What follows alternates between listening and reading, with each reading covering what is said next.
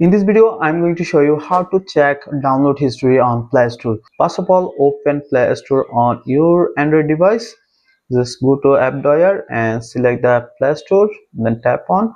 As you can see, Play Store homepage, then tap on profile icon in this top right corner, and here is Manage Apps and Device. Tap on here.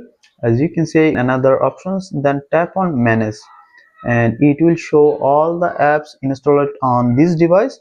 But if you want to show see other apps you installed using this Gmail, tap on not installed.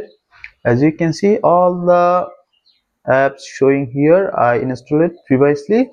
So if I select games, it will show only games, so you can download again or delete from the list. So that way you can check download history on Play Store. So pretty much that's it. If you have any questions, please let me know in comments. If this video did helpful, please thumbs up and share my video. See you on the next.